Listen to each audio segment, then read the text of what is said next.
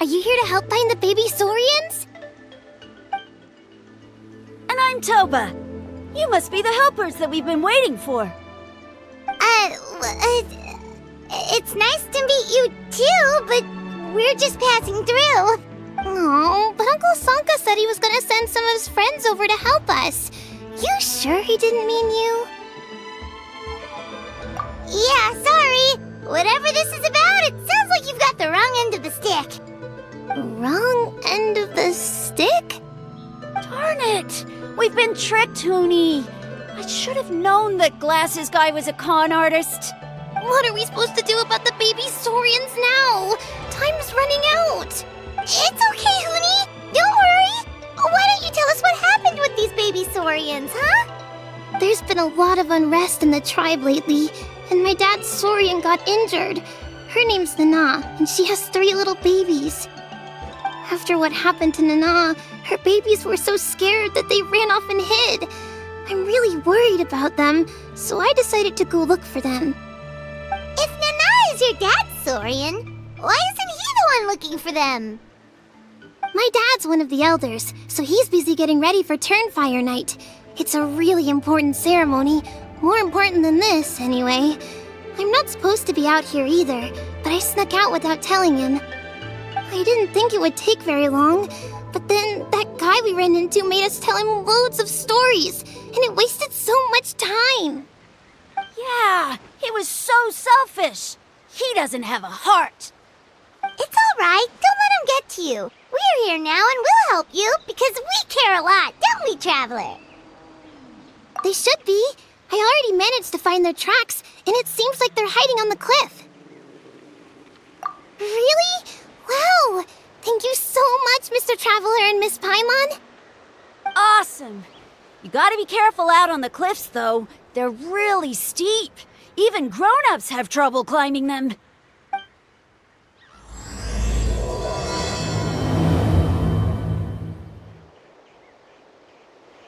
Hoonie said the baby Saurians are on the cliff, so let's find a way up.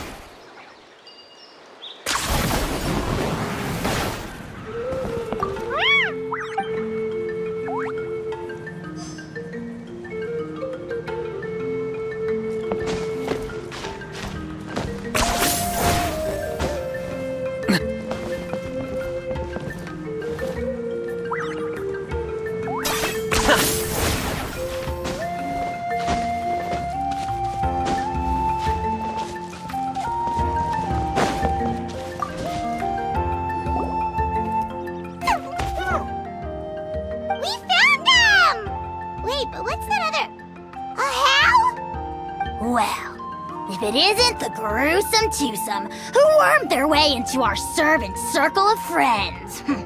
Still awestruck from the last time we met? Would that be why you hastily scrambled up here to pay your respects the moment you saw us? I suppose we can't blame you. Such is the spell that our majesty casts on our minions. Very well. You heathens leave us no choice.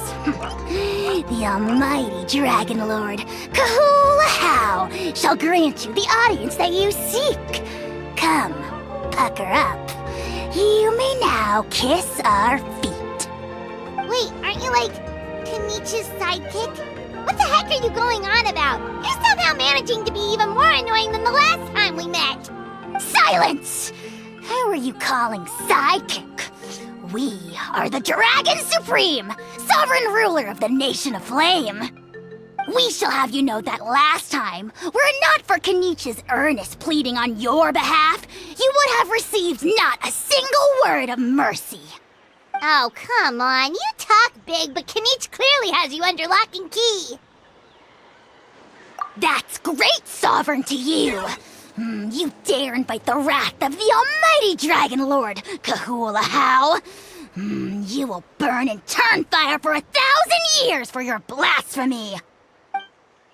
If you must know, our humble servant begged us to investigate an abyss incident near Hoytzitlan, and we chose to grant his request. Abyss incident? See this little lizard? Its mother, a medium-sized lizard, came under the influence of abyssal power. In her confusion, she attacked my servant's tribe, then assailed her own offspring. Yikes. So how is she doing now? She was but a lowly bug fighting against the power of the abyss. Naturally, she has departed for the Night Kingdom. Such a fragile creature. Apparently, she ended her struggle by leaping from a cliff. Leaping from a cliff? My dear anemic flying ant, as addled with questions as your head may be, please keep them to yourself and wipe that absurd expression off your face. We are the almighty Dragon Lord Kahula-How, not a wish-granting fountain. Anemic flying ant? You! Just you wait. Two can play at the ugly nickname game. We sense a faint abyssal energy. An evil sorcerer must be lurking nearby, but they are well hidden. If you encounter any suspicious outlanders, be sure to give them a robust interrogation. Suspicious outlanders? Wait, are you mocking us? Ha! How dare you cast aspersions on your ruler, heathen! You're just lucky that our servant has such vile taste in friends. Otherwise, we would beat you black and blue, and then purple, then black again! If you're not here to kiss my feet, then get out of my sight. Do not impede the work of the almighty Dragon Lord, Kahula-How! Potty mouth on that guy! I'm on his furious! Still, good to know about the abyss threat, huh? Wasn't expecting that. Let's not get sidetracked.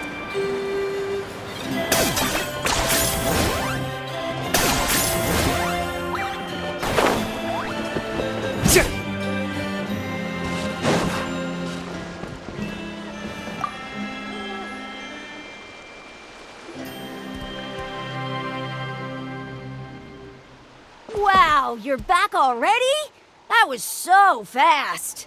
I'm so glad that the babies are all right. Thank you both so much. Now we can finally go home and stop worrying about them. You're welcome. Piece of cake! You're not from Natlan, right? Because your clothes look different than ours. Oh. Hey, you must be tired after all that climbing. You should come take a rest at my house. Yeah, please come. I promise you'll get a big Scions of the Canopy welcome.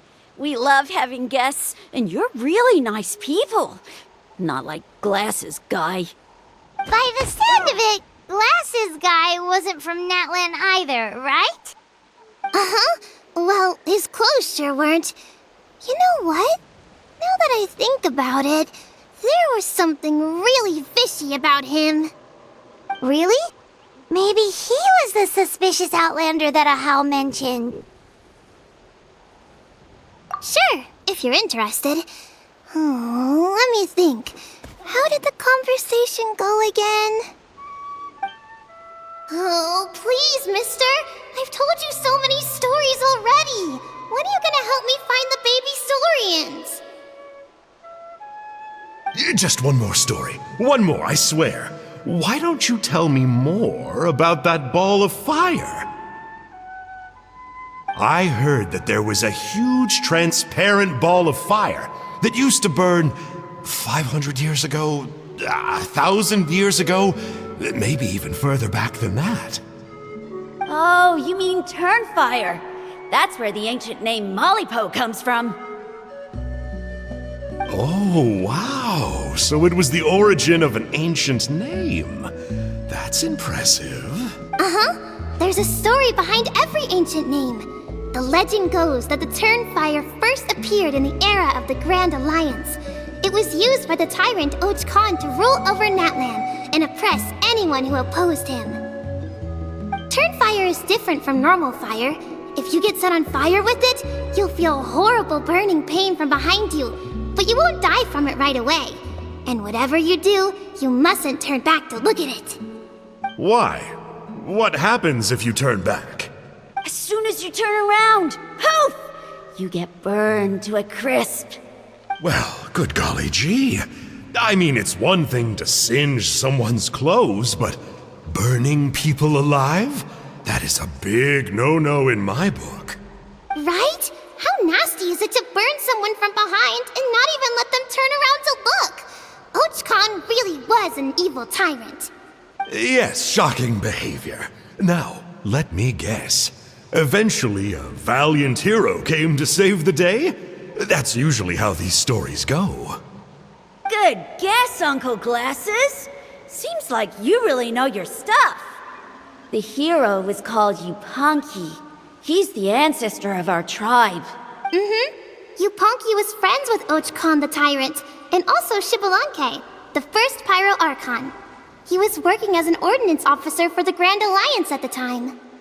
He didn't like how Ochkon was such a cruel tyrant, so he stole the Turnfire and threw it at the Ochkon's army.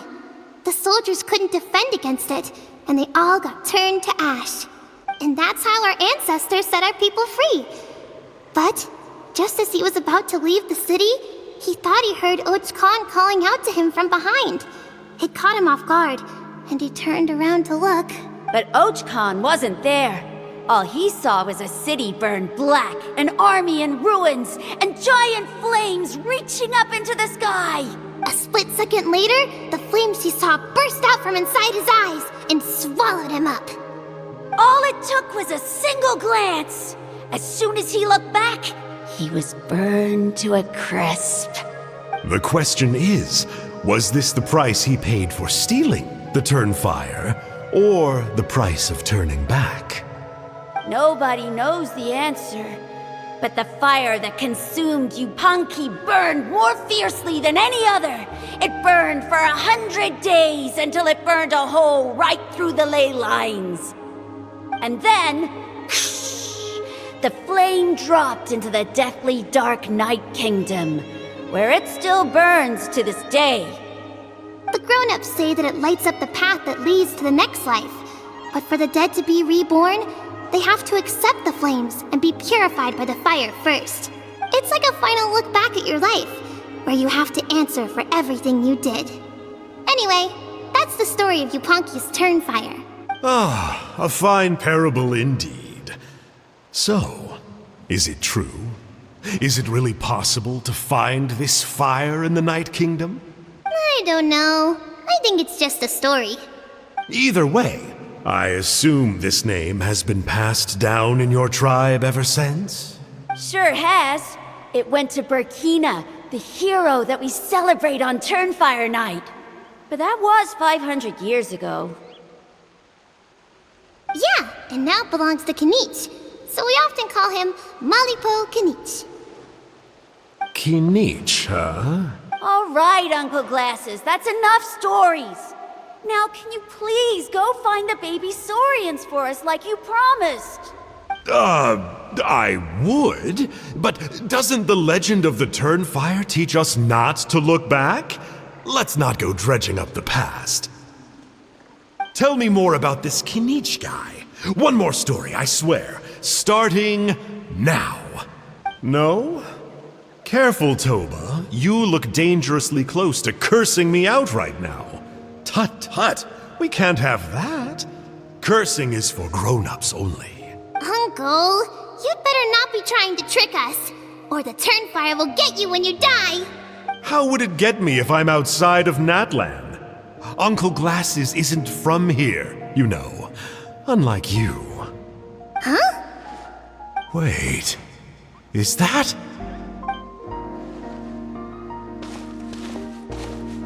All right, kiddos. I'm a man of my word. 2 of my friends are on their way here, and, yeah, they'll help you out on my behalf. Work them like dogs, okay? That's what they're here for. Don't go easy on them just for my sake. Really? Well, first, can you tell us your name? We met at the foot of this cliff, so beneath the peaks, let's go with Sanka. Seriously? If you don't believe me, turn around and see for yourselves. They're right behind you. Huh? Where? Oh, wait! Uncle Sanka, where did you go? Yeah, definitely a fishy character. It sounds like he was digging for info about the ancient names. Yeah, and not only that, but he betrayed us too. He'll pay for this. All he got out of us was some stories, though. What's the worst that could happen? Traveler, maybe we should go tell Kinich about this. Ahau says he's investigating it, but he's a bit of a loose cannon. We probably shouldn't take him at his word. Huh? You know Kinich? Not very well, but we have met him before, and one time we had a meal together. Aw, man, I'm so jealous. I never even spoken to him. He's so cool. He's the Saurian hunter, and he has a really awesome ancient name. Me neither. I don't think my dad really likes him, though. He always tells me to stay away from him. Probably because of that little creep he always hangs out with. He's nasty, and he's so full of himself. Oh, the creep who calls himself Kahul Ahau? Yeah, we've had the pleasure of meeting him too. He sure loves pushing people's buttons. Exactly. I don't know why Kinich partnered up with him. Why didn't he pick me instead? Uh-oh. Hoonie, look how late it is. We've been out way too long. We better get home now or we'll get yelled at. Oh, yikes. You're right. Okay, well, this path here leads to our settlement. If you decide to visit, remember to come to my house. If there's anything you need, my dad can help get it for you. Hope to see you soon. We gotta run. Bye for now.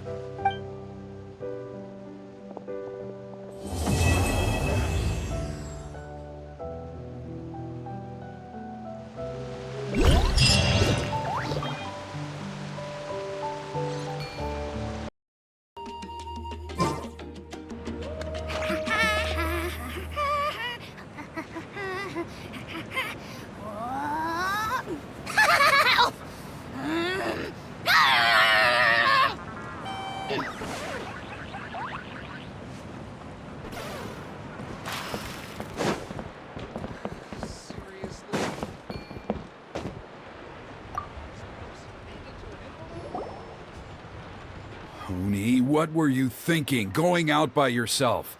Don't you know how dangerous it is? It's okay. Toba helped me. And we met some kind strangers who helped us. And Kind strangers? What made you so sure they were so kind, huh? Oh, I suppose they had kind stranger written on their foreheads? yeah, actually, they did. In big, bold letters. Don't talk back to me. The Mountain King problem still hasn't been solved. What would I do if I lost you too? No dinner for you tonight. They were good people, Dad. Dinner or no dinner. Hello again, Hoonie.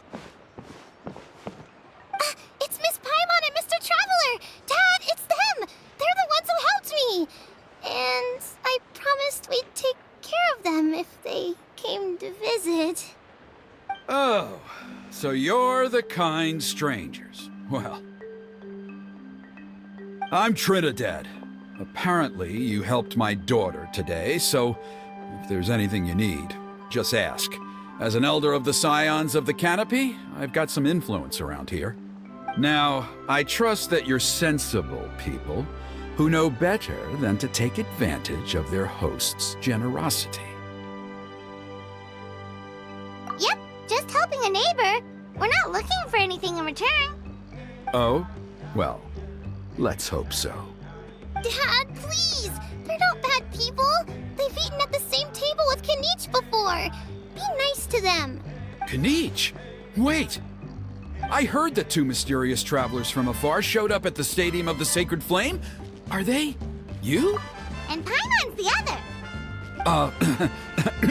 I do apologize. A lot's been going on in our tribe lately, and I suppose the pressure must be getting to me. I can't believe I was so rude to you. I feel ashamed. We got off on the wrong foot. Can we, start over? Oh, now we're talking. Seriously, though, don't worry about it. Already forgotten. We're just happy to see Huni got home safe and sound. Oh, you just arrived, I take it, and it would be my honor to give you a hero's welcome tonight. Careful now. That's quite an about-face. We've heard that kind of thing can lead to spontaneous combustion around these parts. My dear traveler, you are very perceptive indeed. Go inside now, Huni. Dad's got some important business to discuss. Okay. Look after Mr. Traveler and Miss Paimon. They're very special guests. Well, we'll hear you out, but we can't make any promises that we'll be able to help. Well, this is a matter of utmost importance. Please, allow me to explain. For many years, our tribe has celebrated the Turnfire Night. It is a traditional ceremony among the Scions of the Canopy in which we remember our ancestor, Burkina, and his companion, Kangamato, the Mountain King.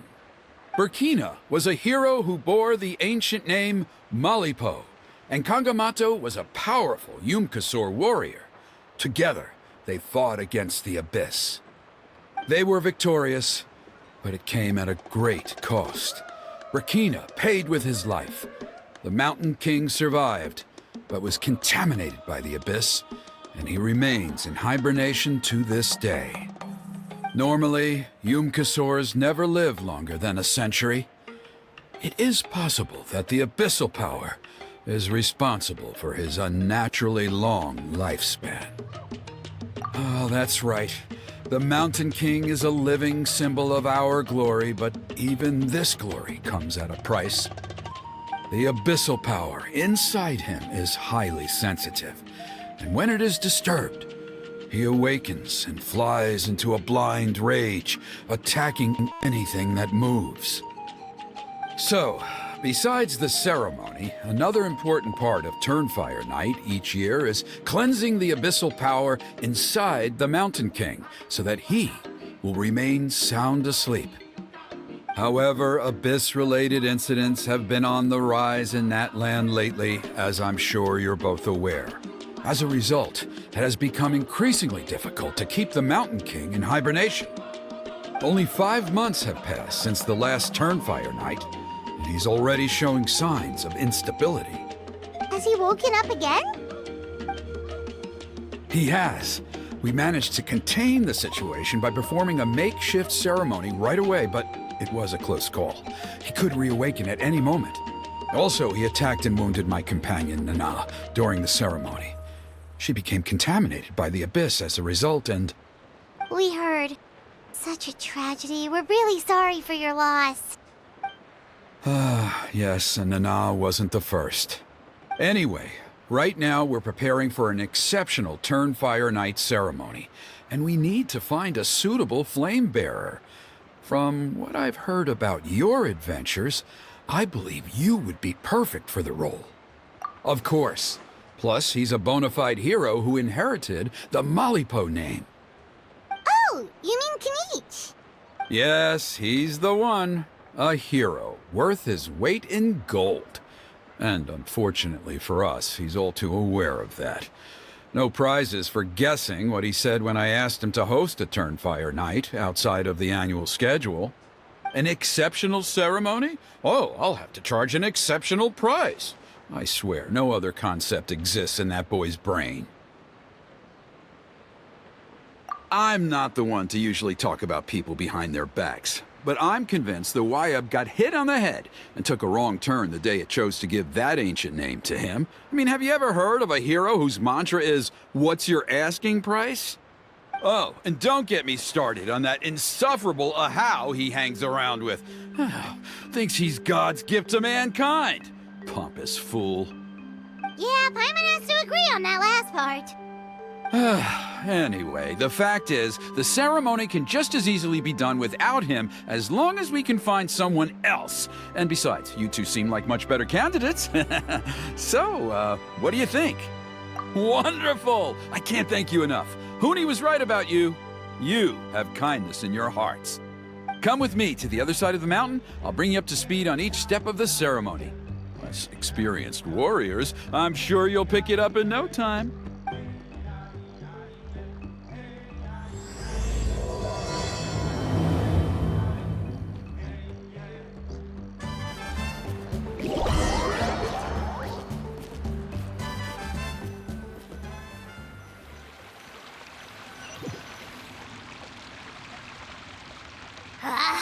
Achoo! Curses! Who dares insult the great Kahula How behind his back? Oh, great Kahul Ahau, bless you. Shut your filthy mouth, worm of the abyss! Your putrid words defile the air we breathe.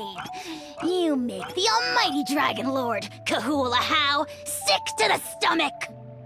Speaking as a member of the Abyss Order, that's music to my ears. Exactly the kind of reaction we're going for.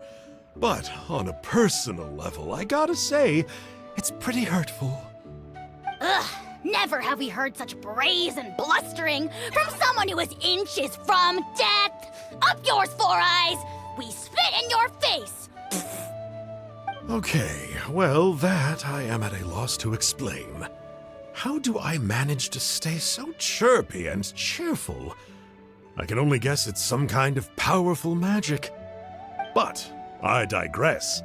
Mr. Kinich, I admit it, you, sir, are a legendary hunter. Still, the only reason you caught me is that I was reluctant to run away. You see, I'm very interested in the lore of your tribe. Okay. Is that it? Kay? Aren't you intrigued to know what it is about you guys that prompted a visit from the Abyss? It's the extreme sports! The other day, I narrowly avoided getting hit by a very brave soul who just leaped off a cliff. I think you call it bungee jumping? Anyway, I was very impressed. That is what I call embracing the spirit of adventure. Look, I even did a painting inspired by the bravery and freedom of the Scions of the Canopy. You scum-sucking swine! Ugh, I swear, if you go bungee jumping, it'll be without a rope! Head first off the tallest cliff, with a band of hunters on your tail, and nowhere left to run, and a bottomless cesspit waiting for you on the ground. You say that, but I get the sense that Mr. Kinich isn't planning to take my life right now. On top of that, I'm tired of spying on you from afar. So why don't we just negotiate a comfortable operating distance that works for both of us? I've heard that the most important thing in human relationships is to respect each other's boundaries. What do you say, Mr. Kinich? Or you could tell me what it is you're really after. What? And then I'll name my price.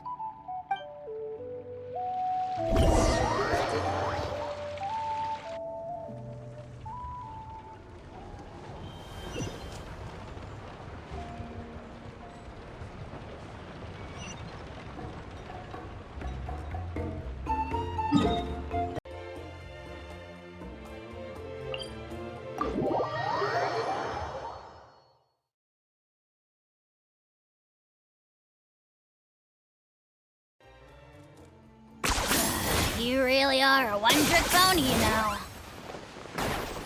Sure.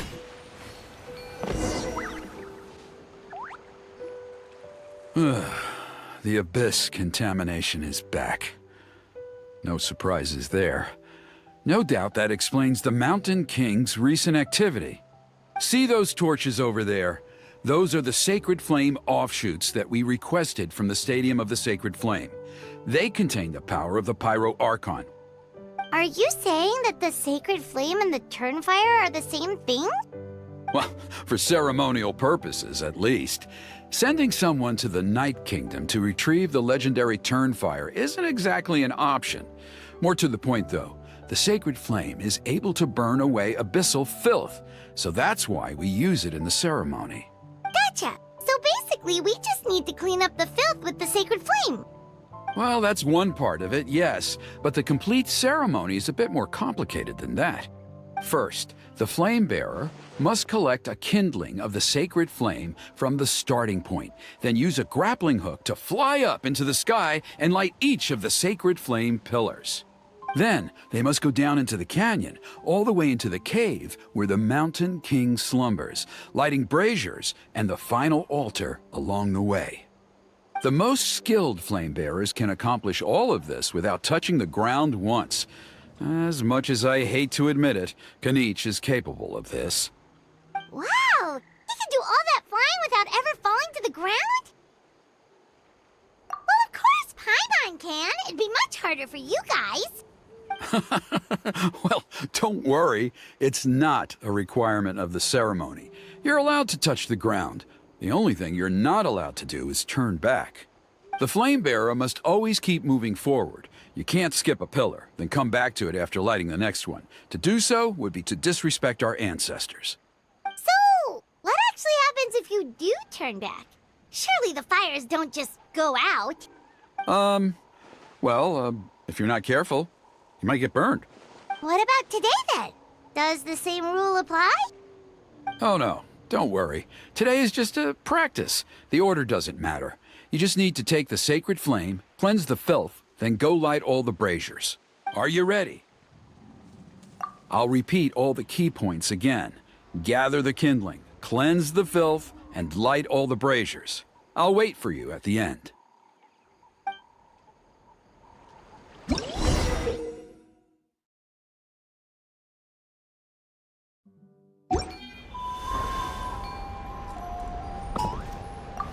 Alright, let's use this kindling to complete our mission.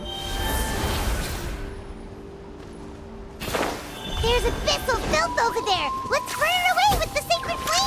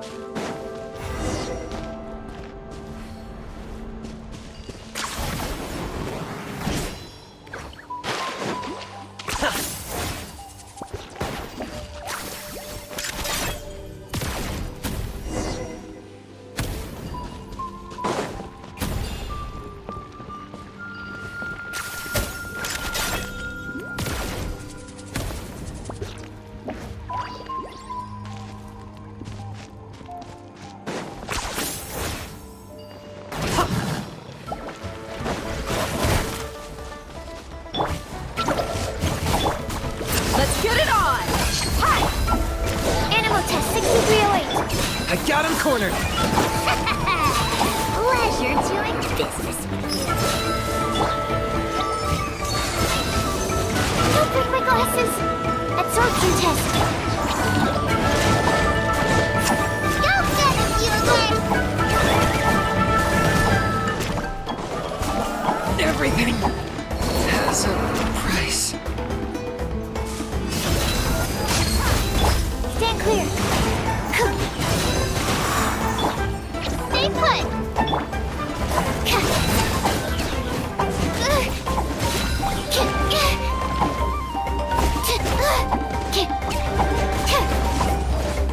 Absorption test.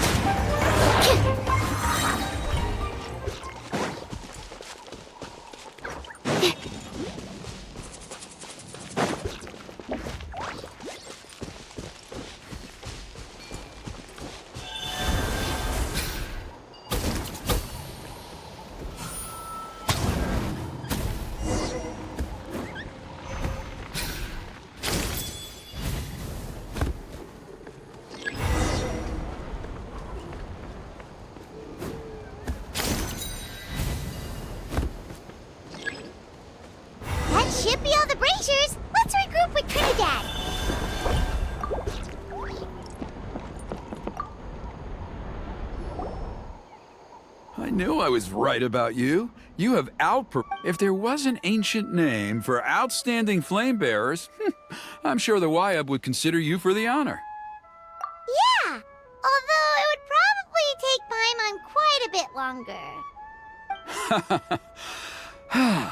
All right, now there's still a few days left until the ceremony, and I should probably get back so I can inform the chief and the other elders that I have found the flame bearer we need.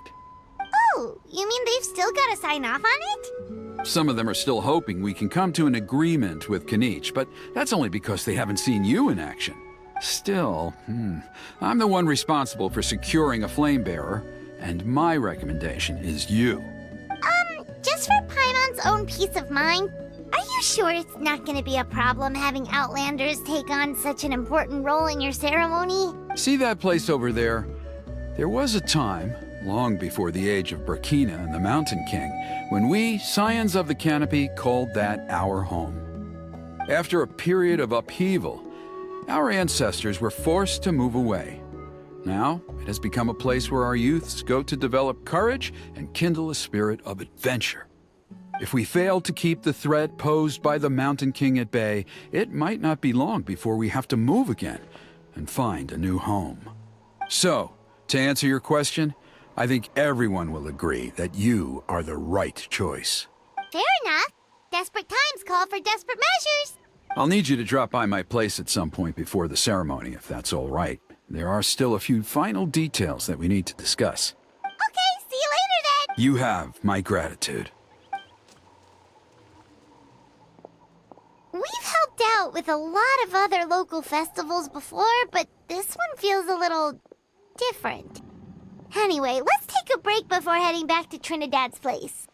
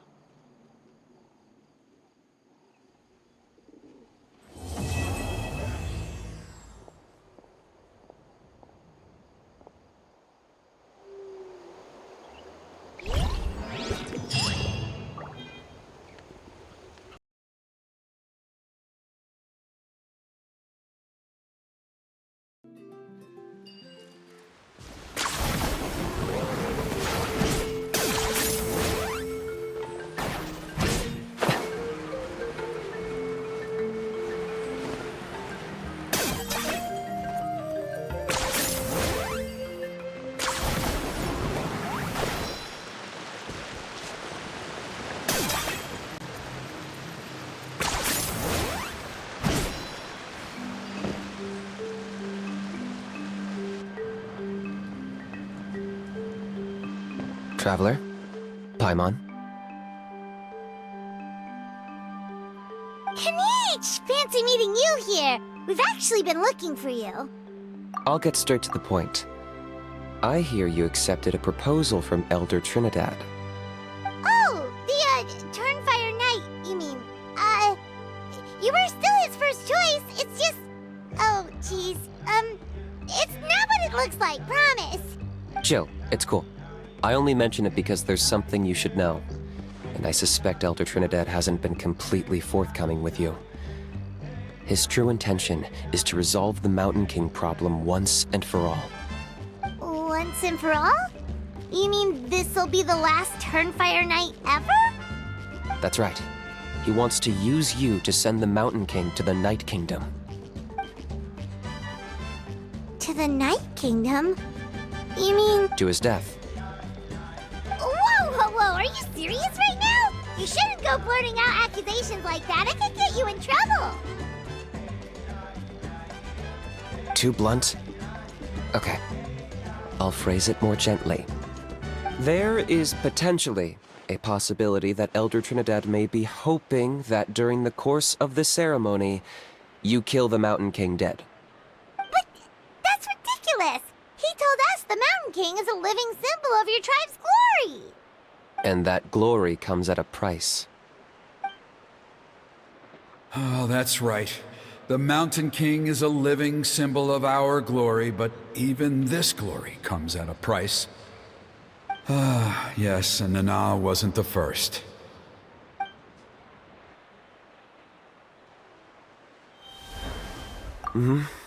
She likely won't be the last to lose her life either. Still, is killing the Mountain King really the only way?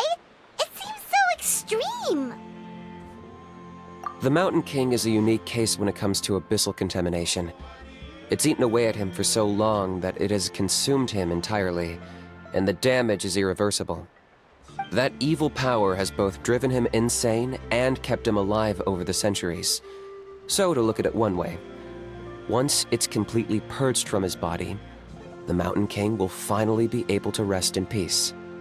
In past ceremonies, we've only purged around half of the abyssal power. This was to strike a balance, to keep him alive, but also keep him asleep. Trinidad didn't say anything about how much power he wanted us to purge, but he did say there were some more details to go over before the ceremony. Then it sounds like you'll know for sure soon enough. If he really asks us to kill the Mountain King, what should we do?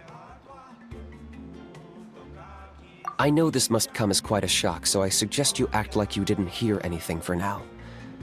But would you have time to visit the chief after your meeting with Elder Trinidad? I'd like to make a deal with you. What kind of deal? One that comes at a very reasonable price. I'm sure you have plenty of other questions, but we can talk more later. Good.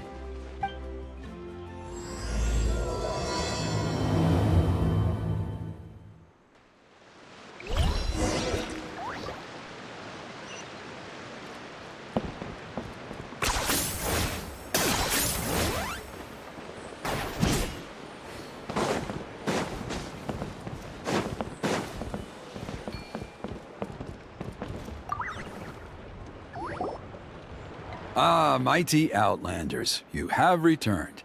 Did you have a good rest? It was, pretty good, yeah. Glad to hear it. Things are progressing very smoothly on my end. Many of the elders have heard of your heroic deeds, including the chief. They all speak very favorably of you.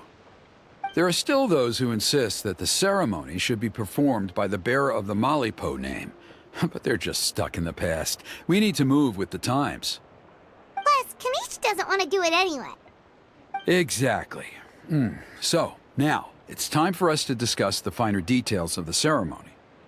We covered the fire lighting part of the proceedings yesterday. The next part is the purification of the Mountain King. It's quite simple. You just need to use the sacred flame. We've done it plenty of times before, and it's always very routine. I'm sure you won't have any problems. One point I'd like to stress, though, is that you need to burn away as much of the abyssal energy as you possibly can. The more we dispel, the longer the Mountain King will remain asleep. Asleep, huh? Precisely. In previous years, the Flamebearer has often been unable to dispel a sufficient amount of abyssal energy. That's the only reason why we have to perform the ceremony on a regular basis. But I understand that you have a lot of experience fighting against the Abyss, and you seemed to wield the sacred flame quite effortlessly yesterday. With your help, I'm optimistic this time we can dispel all the remaining abyssal energy from the Mountain King's body, freeing us from this ever-looming threat for many years to come. Traveler?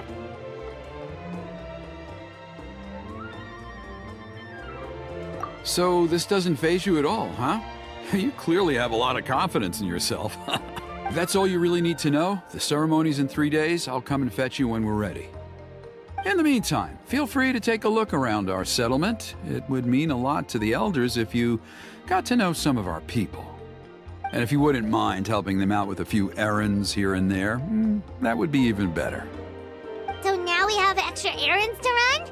Maybe we should add a little extra to the price.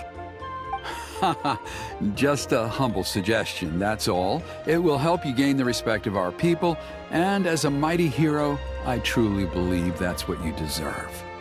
I'll be sticking around for the next few days, so if you have any questions, you know where to find me. Seems like Kinich was right. We should go meet up with him right away.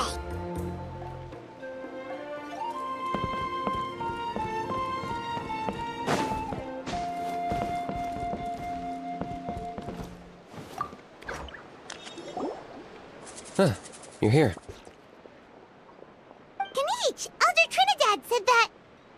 I can tell. It's written on your faces. Is that the Traveler in Paimon? Forgive me for not being there to welcome you on your arrival. That should have been my duty as chief. Hello, Chief Wyna. I only heard the news from Trinidad yesterday, so I asked Kinich to invite you over for a quick chat. I believe Kinich has already filled you in, so I'll get straight to the point. Firstly, I fully endorse your appointment as flame bearers for the upcoming Turnfire Night. However, I would like to request that you take steps to ensure the Mountain King's safety. Every child of our tribe grows up hearing the tales of our heroes, from Yupanqui the Firebringer to Burkina and the Mountain King who fought against the Abyss. This is our history and our heritage, the source of our pride and the center of our faith. To kill the Mountain King would be to destroy our spirit. I would never be able to face our ancestors in the Night Kingdom. Nana's death was a great tragedy, and I do not blame Trinidad for the actions he has taken. Nevertheless, I cannot allow any harm to come to the Mountain King. The very roots of our identity are at stake. My honored guests, please give this matter your serious consideration. Perhaps there is, but despite all our attempts to contain the situation over the years, we've not found it. Right now, I should like to hear where you stand on this matter. Though I sense that your mind is not yet made up, I'm still comforted by your words. There are 3 days left before the ceremony. I hope they will bring you clarity. So, Kinich, earlier you were saying that... Let's walk and talk. I'll show you around the tribe. That works too. Paimon needs to get some air after this.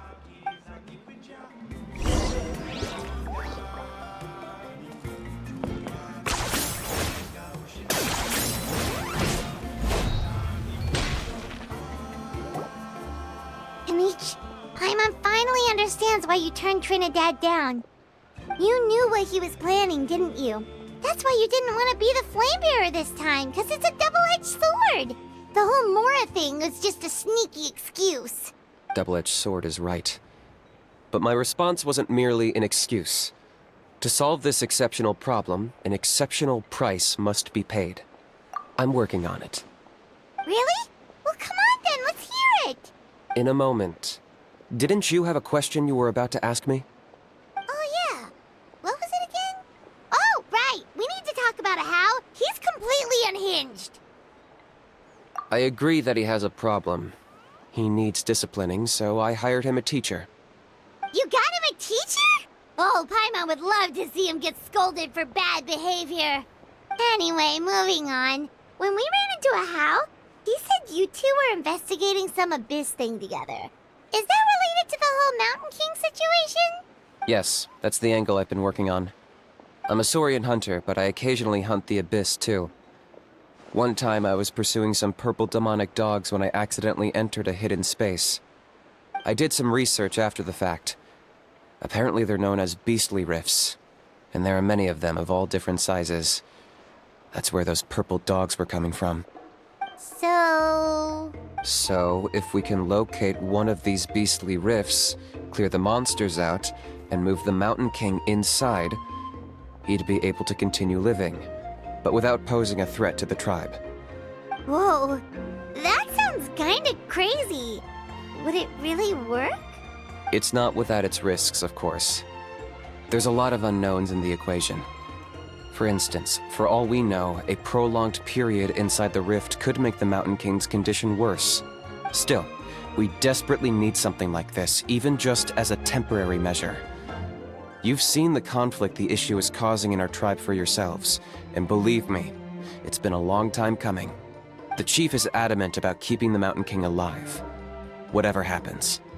Paimon can understand. It's less about the Mountain King and more about preserving your culture and heritage. Yes, but on the flip side, you've got people like Elder Trinidad, who is more concerned about protecting the people he cares about now and into the future. And he has every right to take that view.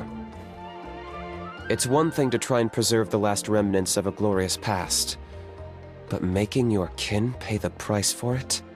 No one can seriously tell them that's a fair trade. You're right. There's no easy answers here. Let's leave that to one side for a moment and assume we go with your plan. How do you actually intend to find one of these beastly rifts? Because at least in our experience, the dogs open the rifts when they want to attack us, not the other way around. I think I know a way. You have any better ideas? Not at the moment, but it just feels like using the power of the Abyss for our own ends isn't gonna end well. After all, the Abyss is what turned the Mountain King into a monster in the first place. People are gonna think you've lost your marbles. If it doesn't end well, then that's the price we pay. Everything in the world comes at a price. Even when Yupanqui, the Firebringer, stole the Turnfire, it cost him dearly. The Mountain King's erratic outbursts have brought tensions within the tribe to a boiling point. Unless this gets resolved quickly, everyone will be stuck in a stalemate. All right. So what's this deal you wanted to make with us? We're hardly experts on exploiting abyssal power. All I need you to do is keep people away from me. I'm getting harassed on a daily basis by people trying to convince me to be the Flame Bearer. I can't afford to waste all my energy dealing with them. If you help me out, there'll be a gift for you in return. Ooh, what kind of gift? Something well worth your while, I'd say. Just keep doing what you've been doing. Integrate yourself with the tribespeople, so everyone comes to terms with the fact that we have a new Flame Bearer. That way, I won't have an endless stream of people coming to beg me to join the ceremony, and I can focus on finding a way to summon the beastly rift. Then, when the day of the ceremony comes, we'll move the Mountain King into his new home. Still sounds pretty crazy. Even for a daredevil like you, that's dangerous.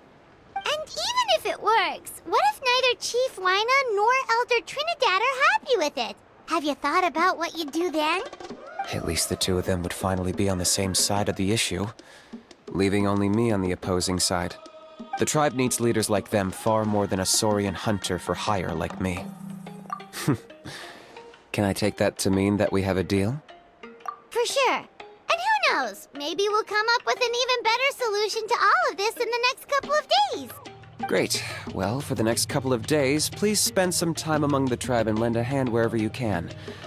I'm sure everyone will be swept off their feet when they meet our new Flame Bearer. Good luck to us both.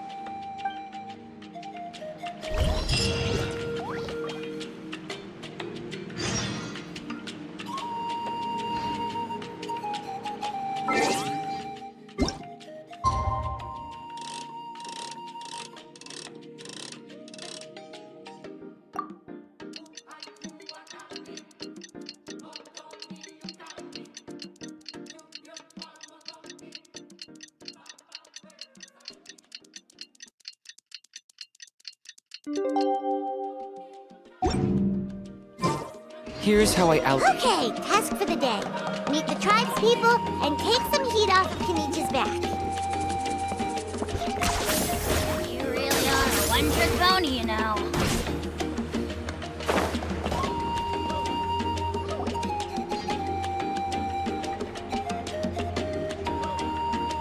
Pony, how can you call the Mountain King a monster? Because he hurt a lot of people. And look what happened to Nana. But it wasn't on purpose. The Mountain King is sick, that's all. He's been hurt by the Abyss. That's true. But the fact remains that he's now a threat to all of us. How can you be so harsh to someone who's sick? If you don't take back what you just said, I don't know if we can carry on being friends. Toba, Kuni, what's wrong? Pony's saying nasty things about the Mountain King. It's not right. He's our hero. Once upon a time, maybe. But not anymore. Yesterday, maybe, but not anymore. Toba? Fine. I guess my dad is right. Things change, and you just have to accept it and move forward. As of today, our friendship is over. There's no going back. Oh, come on, cut it out, you two. We have some great news to tell you. The Traveler is gonna be the Flame Bearer for the next Turnfire night. He's gonna do a beautiful ceremony and cure the Mountain King's illness for good. What? Really? So that's what my dad wanted to talk to you about? To be fair, from what we saw the other day, you are pretty good at climbing cliffs. Probably just as good as Kinich. Wait, speaking of kinich, where even is that guy? Oh yeah, good question. Is he not coming to the ceremony anymore? We can get him to come, but if he catches you two fighting again, he won't be happy. He'll be sure to give you both a piece of his mind. No, we can't let that happen. I've never even spoken to him before. I can't afford to make such a bad first impression. I didn't mean to argue with Toba. All I said was that the Mountain King has done some pretty bad things. He was the one who turned it into a fight. Yeah, if you weren't friends, there's no way Toba would have come to look for the baby Saurians with you. All right. Well, because it's the Traveler and Paimon and Kinich, I'm sorry, Toba. I'm sorry for all the mean things I said about the Mountain King. Dad just really misses Nana, and I was really upset that she's gone, too. Huh? Oh. I shouldn't have spoken to you the way I did either. It wasn't very nice of me. For the Traveler and Paimon, Kinich, and for Nana. I'm sorry too, Huni. That's more like it. Now you're best friends again. Guess so. Toba, if I ever say something mean about the Mountain King in the future, I'll make sure I say it to someone else, and not you. I'd better go buy some colored cloth for my dad now. He needs it for Turnfire Night. Let's play again some other time. See you, Toba. See you, Traveler and Paimon. Okay. I'll head home as well then. See you next time. Okay, take care, you two. Even though they said they're sorry, it looks like their friendship isn't as strong as it was before. Let's just hope we can solve this once and for all. Come on, let's move on.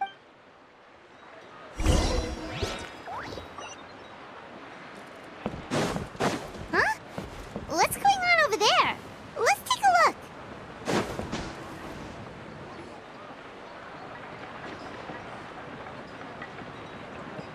Hey there! What's happening here? A rehearsal for the Turnfire Night dance. Ooh, there's a dance involved? Paimon wants to learn too! You don't know it? Ah, I guess you're not from these parts, huh? It's rare to see a new face around the tribe these days. I thought everyone would be keeping away. Why do you say that? Because of the Turnfire Night, of course. The Mountain King could wake up at any time. That's why we're holding an emergency ceremony. This isn't one of those fun and games festivals. For outsiders, it might even be a little dangerous. Well, did you know that the Flame Bearer this time is actually gonna be an outsider? Oh, I did hear about that. It's a first for sure. I would have loved to meet them in person. What? Oh, it's you? Man, oh man. Well, this is a nice surprise. It's funny. I was just thinking that I'll probably miss out on meeting the new Flame Bearer since I'm not taking part this time around. Then suddenly, there you are. Must be my lucky day. You're not taking part in the Turnfire Night? How come? You're not an outsider too, are you? You must be joking. Watch this.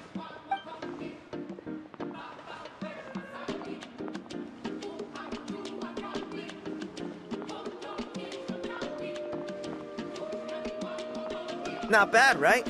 Yeah, I'm considered one of the better looking guys who dances beneath the pillars of the sacred flame. Been doing it a few years. Always gets the ladies out to watch. Oh, very impressive. So why'd you quit? Well, I feel like the whole Mountain King situation is getting more and more precarious. It's just not safe here anymore. One of our elders' Saurian companions even lost her life not long ago. The question is, what are we going to do about this in the long term? But our leaders don't have any answers for us. They're probably too busy fighting about it amongst themselves. The way things are going, it's only a matter of time before it gets violent. So I figured, you know what? Now's as good a time as any to get away for a little while. Go do some exploring. You look a little disappointed. Disappointed? Nah. It's a great opportunity to go see the world. As every male scion of the Canopy knows, wherever you are and wherever you go, The only way is forwards. We take pride in that. I won't forget my roots. I managed to get in touch with the Saurian Relics Association. They gave me a simple test. Find a decent quality relic, and they'll make me a member. What's the Saurian Relics Association? You've never heard of it? It's a group of amateur history enthusiasts who do research on the ancient Saurian era. They're all about collecting relics and remnants from that age. Speaking of which, the guy who was Flamebearer before you, I've heard that his Saurian buddy comes from that time. A how? A how's a relic from an ancient Saurian civilization? Oh, yeah, him. So you know those two already, huh? Then, do you know how they met? It was deep inside some mysterious ruin, and they signed a contract there. The association folks say that the kind of contract usually comes with a huge hidden cost. Really? That sounds ominous. Who knows? But if it's true, Kinich can probably handle it. He knows what he's doing with weighing up contracts and costs and stuff. I doubt he'd make a contract that doesn't benefit him. Strangely enough, I actually happened upon a strange mural a while back, and it looked to me like it was depicting a Saurian and a human involved in some kind of Saurian-era contract ritual. Oh, does that count as a relic then? You bet it does. I was all ready to go take a picture of it and use that as my entry ticket to the association. But after all the abyssal activity recently, I heard that area's been overrun by monsters. The best laid plans, huh? I'll just have to wait and see if things improve. Or... You look like you know your... If all you need to get is a picture, that should be pretty achievable, right? The Traveler deals with monsters all the time. It's a piece of cake. Wait, you're seriously gonna help me out? Come on, it's no big deal. Compared to some of the things we've been roped into before, this is nothing. Pyro Archon above, you two have hearts of gold, you know that? You're the kind of people who could dive into the Turnfire deep in the bowels of the Night Kingdom, and it wouldn't burn a single hair off your head. Of course it is. All right, come with me. I'll show you the way.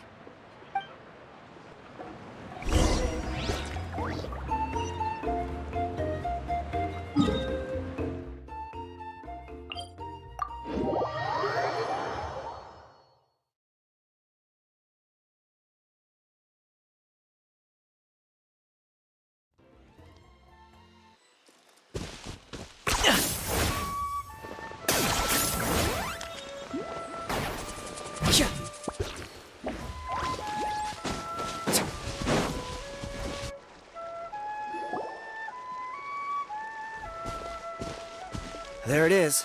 It's inside these ruins. As you can see, the place is crawling with monsters. Alrighty then. Stay back and take cover, Tiago. This could get dangerous. We'll take care of them. Great minds think alike. I'm not about to cramp your style.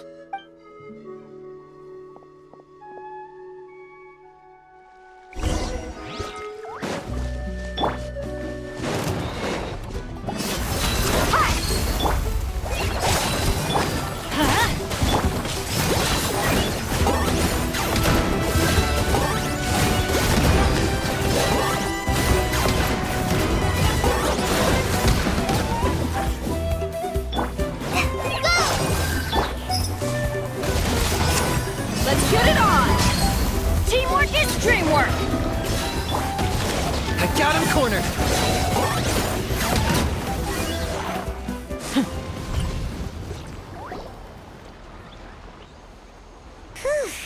That should be the last of them. It's a good thing Tiago had the sense to stay in his hiding place, or things could have gotten really hairy for him. Hey, look! That's gotta be it, right? Definitely looks like a mural. True. Now that you mention it, most ancient murals take up a whole huge wall.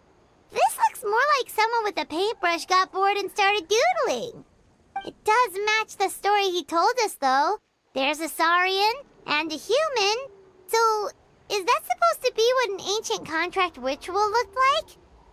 Whatever. We're not here to decipher it. Just photograph it.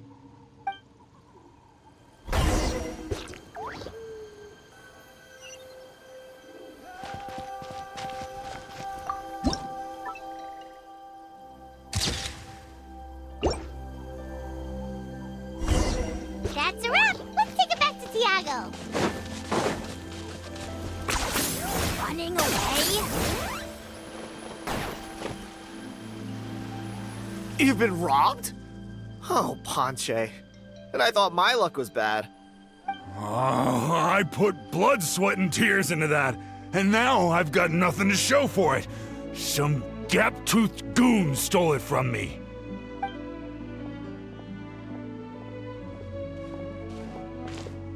Tiago, is this the picture you were looking for? Let me take a look. Yep, that's the one. Pyro Archon above, you two are superhumans. Hey, Ponche, come and say hi to these guys. They're gonna be the new flame bearers, and they're tough as nails. Wait, are you the Traveler and Paimon? Huh? You already know each other? I don't think so. My nephew Toba's been telling everyone about you. He says you're crazy strong, super friendly, that you helped him out, and that you're gonna be our flame bearers this Turnfire night. Oh, so you're Toba's uncle. Great to meet you, sir. Sounds like we've managed to make a bit of a name for ourselves. Toba's not wrong, my friend. These two are honestly some of the nicest, most genuine people I've ever met. Everyone speaks incredibly highly of them. Seriously, if you're comfortable telling them about what happened, I guarantee you they'll sort it out in no time. Really? All I want is to get the fruits of my labor back. Allow me to explain. Ponche is a well-known scholar within our tribe, author of the widely acclaimed book Yupanqui's Turnfire. Unfortunately, the book was stolen by a treasure hoarder a few hours ago. I spent years of my life researching that book. I visited every last ruin, interviewed every descendant of every hero in our history. On the word Malipo alone, I covered at least 5 different interpretations of the meaning based on accounts from different villages. It was an unparalleled masterpiece. And now it's all gone. That little goon ambushed me during my morning walk. He snatched all of my belongings, including my entire manuscript. That book was everything to him. It's like they robbed him of his soul when they took it. Look at him. Lost and listless. He's a shell of the man he was. Dear honored guests of our clan, I am but a helpless old student.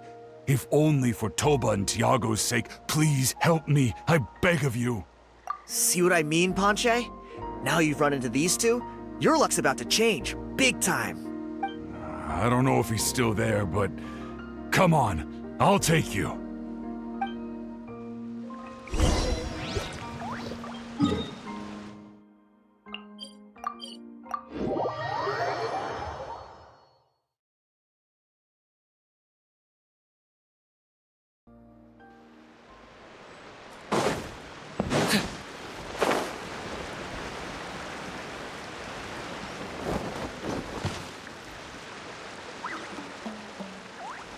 Hey!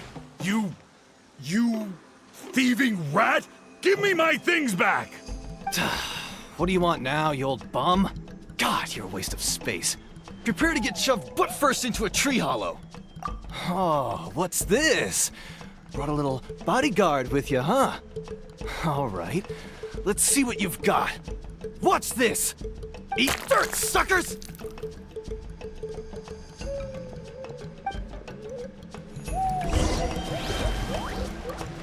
Hey, he's trying to get away! You good? Let's chase him down!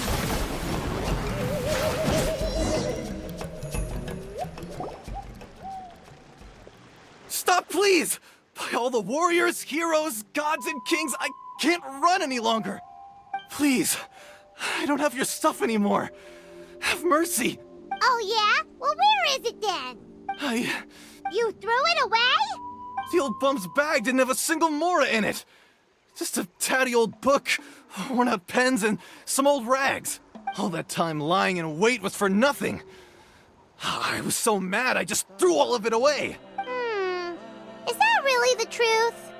Okay then, where did you throw it away? The same place you found me. Look, I swear on the Pyro Archon it's the truth. May all my worldly possessions be turned to ash by Turnfire if I'm lying. Okay, that's a pretty strong oath. What do we do now? It sounds like he's telling the truth. Right, let's hope nobody gets to the book before we do. We'll never get it back then.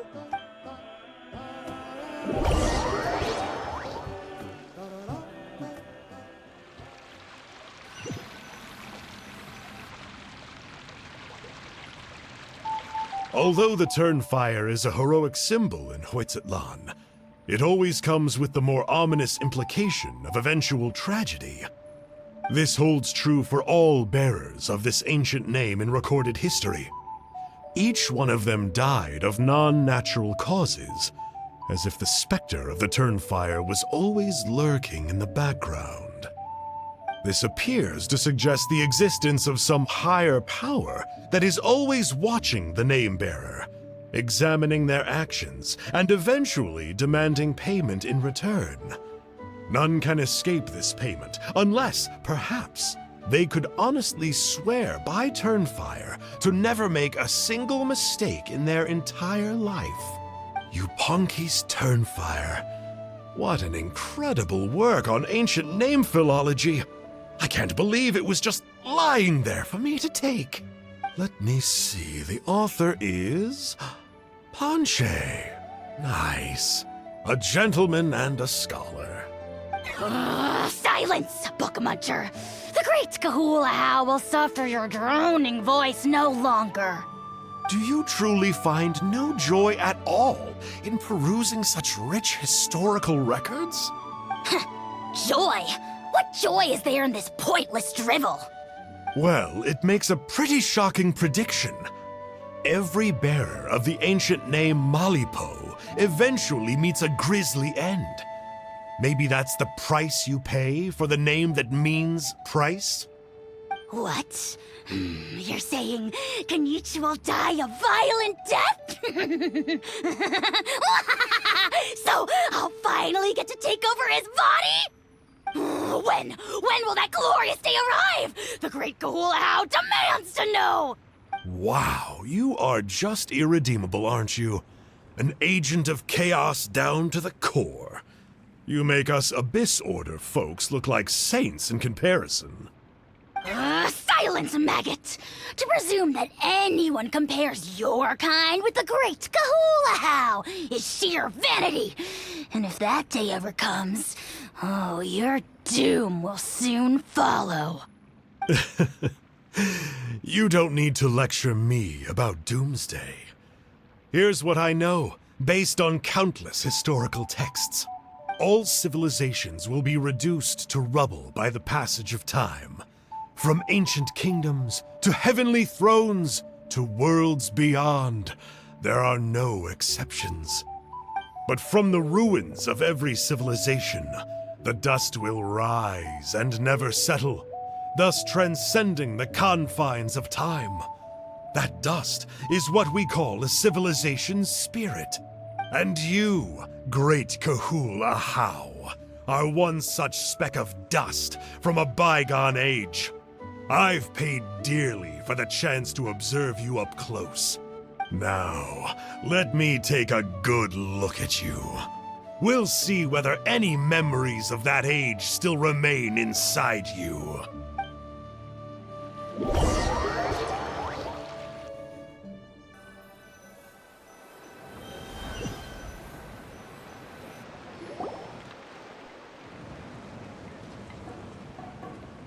We're so sorry, Mr. Ponche, but we couldn't find your manuscript anywhere.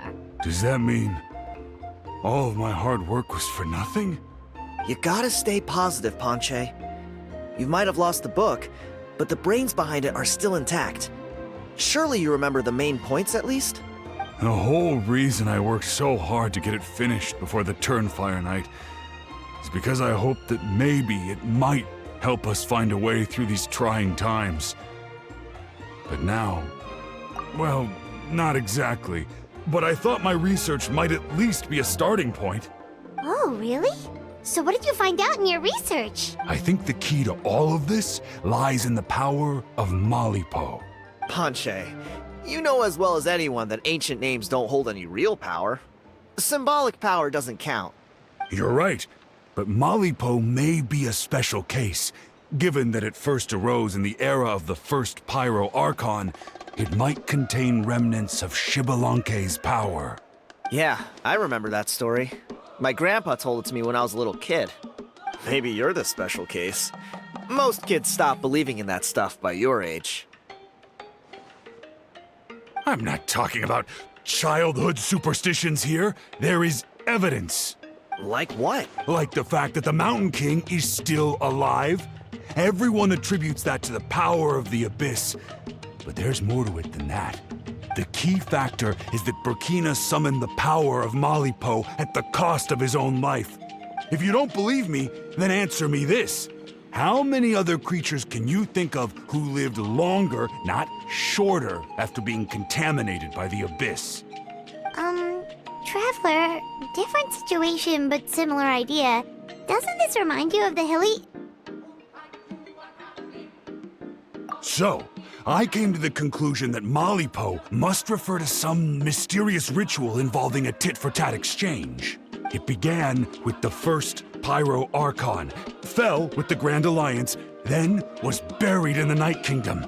And now, it awaits the call of its new bearer. Hey. Sorry to interrupt, Ponche, but you seem to be getting a little overexcited. I'm sorry. I was originally planning on presenting my findings to Kinich. I'd hoped he would be attending the upcoming ceremony. Sounds to me like you dreamed up one fanciful theory to support another. Kinich, what are you doing here? I more or less finished what I was doing, so I came to have a quick catch-up. Now a good time? Kinich! I'm onto something. I haven't worked out all the details, but you have to attend the Turnfire Night. So Mr. Ponche here has done a lot of research on the history of the Turnfire, and thinks he might have found a way for you to solve the problem. I'll be there, Ponche. Let's go.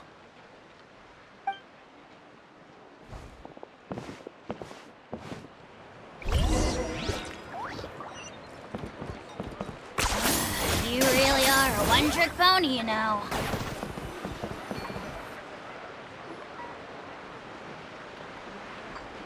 Here will do. Yeah. I'd like your help giving it a trial run tomorrow. If that works, we have our plan come Turnfire Night. Sounds like you're not considering Ponche's idea. You heard him. He hasn't worked out the details yet. We need a more practical solution with concrete steps to follow. Yet. Are you saying you think he might actually be onto something? I think it's possible, based on something I know about the war 500 years ago. Burkina didn't fall to the Abyss. He was killed by the Mountain King in an episode of madness. In his final moments, Burkina made the fateful decision to not fight back, and instead pass his blood and power on to the Mountain King. Maybe he thought the Mountain King was stronger than him, and more valuable to the tribe. Or maybe it was just out of loyalty to his friend. Either way, I can believe the Turnfire was involved. Whether you think his sacrifice triggered it, or his fate was sealed from the moment he took the Malipo name, it makes sense to me. How can you drop these truth bombs with such a straight face? This is what I've gleaned from my many interactions with the Mountain King. His mind is so disordered. It took some time to piece it all together. The story Elder Trinidad told you was the more palatable version of events. The truth is even darker. The Mountain King's mind isn't just disordered. He is suffering and feels great shame. I believe he wants to be put out of his misery. What? Then what should we do? Should we grant him his wish? Of course not. We should help him move to a new home. It's the only practical solution. The Mountain King is a hero to my tribe. An object of worship, even. Ending his life would be like desecrating a statue. Still, he's been the cause of multiple disasters, and we can't afford to have any more. Ugh. Practical solutions hurt Paimon's brain. Can we follow our hearts next time? Then let's break for the day. I've already found a suitable venue for tomorrow.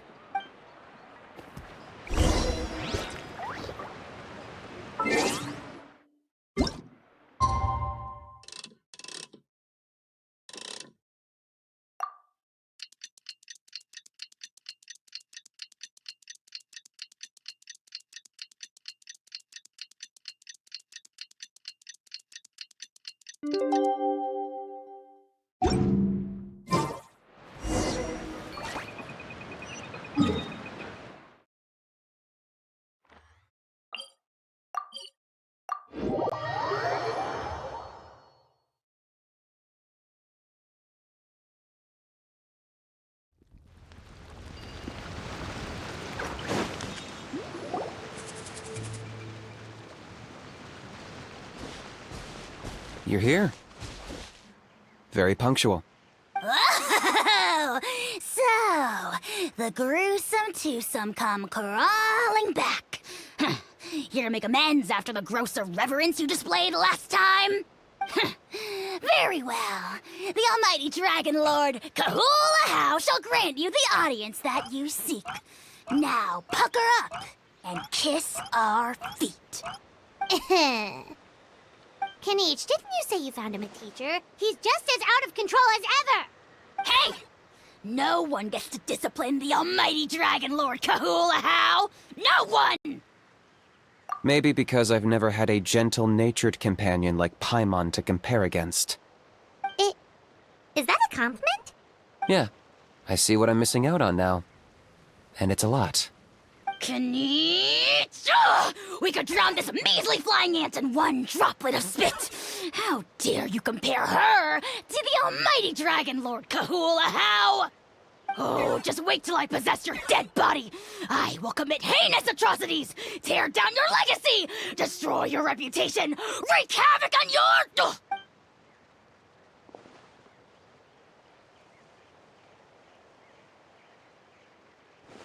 Traveler, Paimon, let's get down to business. Once we've opened the beastly rift, you're welcome to toss a How in there for a couple of days. With pleasure. You don't need to ask twice. I got my hands on this device in a trade. It's meant as bait, but it'll also stabilize the abyssal energy. The Rift Towns will tear through space to get to this.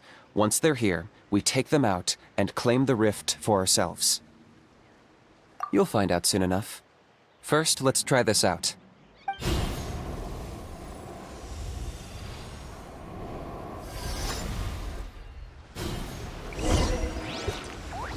They'll tear you to pieces given half the chance, so be careful. Shoot! I can't... Write this on the sign. Fly! We're a stranger.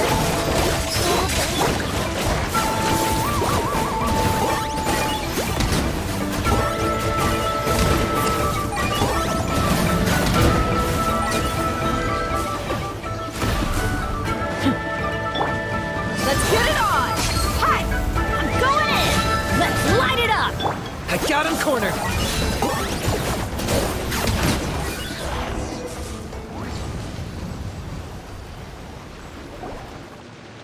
Uh-oh. Are there even bigger ones on the way?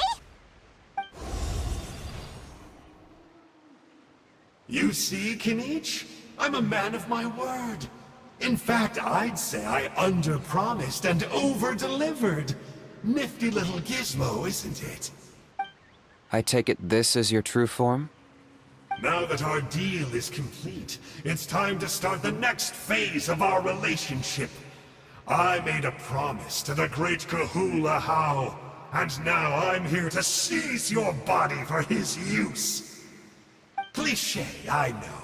The hero's trusted partner sells him out to the abyss in a shocking act of betrayal.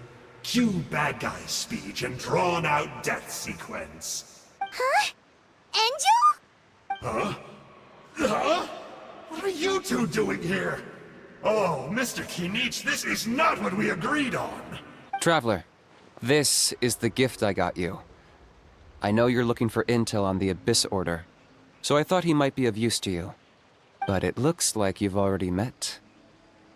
Yikes. Frosty reception. Gotta say, I kinda pictured this moment going a little differently. Tears of joy welling up in your eyes as you say the words, "It's good to see you again, old friend." Don't be ridiculous. Sounds like you've been reading too many romance novels. There we have it. Change is inevitable and nothing lasts forever. What a pity. Well then, time for you to meet the new me. This time, please call me Sanka. Sanka! Aha! So you're Glasses Guy! You tricked Huni and Toba into telling you a bunch of stories! What does it matter? A name is a superficial label. It's what's deep down inside that counts. And I've shown you the deepest parts of me. That would explain a lot. Why else would you show up here and start acting like a wise guy? You looking for a fight? I'll pass. I do rather like you, as I've said before, but my one quibble is that you really don't know your own strength. Wait. Of course! You're the one behind all the recent Abyss activity! Let Paimon guess, you've been provoking the Mountain King too! Haven't I told you before? I'm not part of the inner circle who do our Highness's bidding. My interests are far more low stakes. I spend my time digging for truth in ancient doodads and books. You really think a benchwarmer like me is capable of more than that? I investigated him. He's not connected to the recent events. Just happens to be in the area. So, I struck a deal with him. He helps me summon a rift. I allow him to do some historical research. But that's all over. And now Kinich wants to hand me over to you. Well, I was hoping this would be an opportune moment to whisk away his body. That would have given me some more time to study the great Kahula How. But now I've run into you, which is just my luck. Or maybe I've incited the wrath of the Turnfire, and this is the price I have to pay. But I don't understand. What did I do wrong? Wait, does that count? Let me think. How? You are the worst of the worst! Colluding with the Abyss Order against Kinich? How could you betray your partner? There is no betrayal. The almighty Dragon Lord Kahula How is a partner to no one. Don't worry, I told him to act as bait. Yes, and you should have picked a bigger fish. The Abyss Order? Ha! What a joke. Not even a match for our lowly servant. I put up with this toad croaking for days, and it was all for nothing. It looks like your disciplinary measures have been less than effective, Mr. Enjo. What did you expect? Behavioral rehab isn't really our thing. Otherwise, we might as well change our name from the Abyss Order to the Abyss Boarding School. The abysmal disorder would suit you better. Kinich! Dispose of him! He is of no further use to us! Traveler?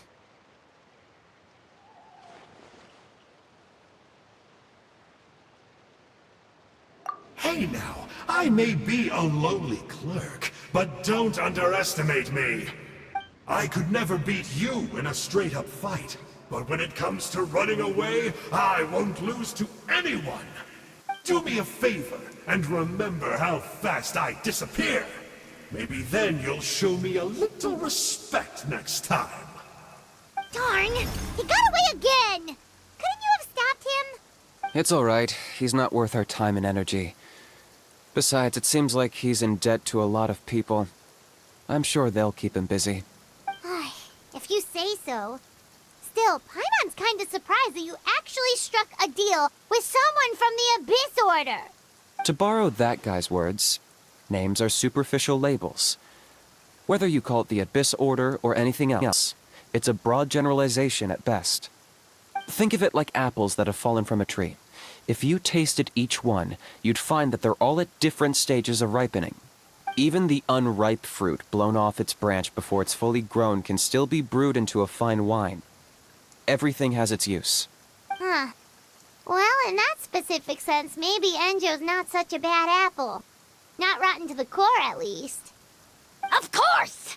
Only the almighty Dragon Lord, Kahula How, is rotten to the core and evil beyond redemption. Ugh. So what exactly are you anyway? You're definitely the evilest little thing Paimon's ever met. Don't worry, he can't hurt a fly. You could say that. Paimon heard that those kinds of contracts might come with a terrible cost attached. Is that true? Such as a How watching me like a ravenous vulture? Vulture? Vulture?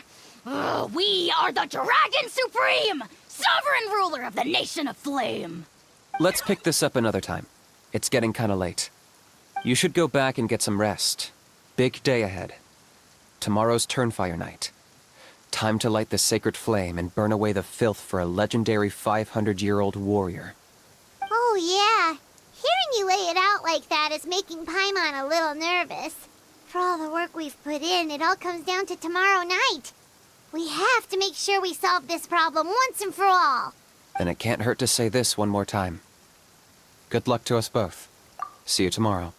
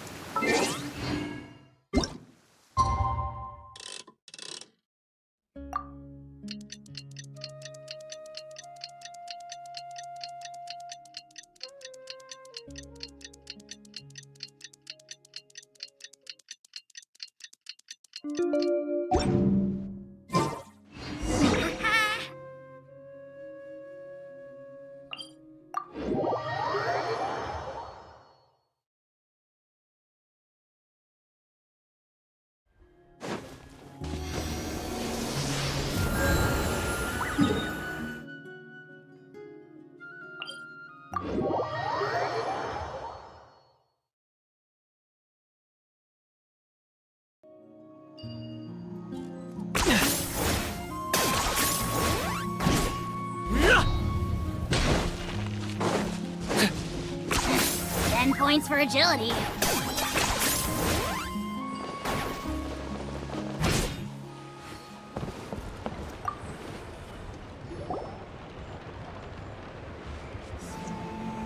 Ah, at long last, you're back.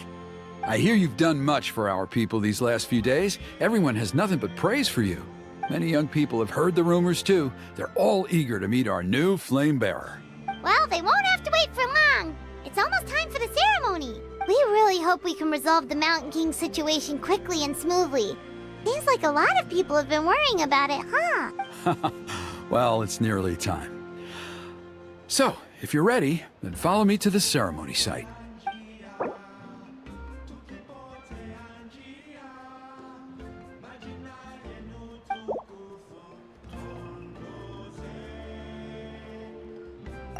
Off we go!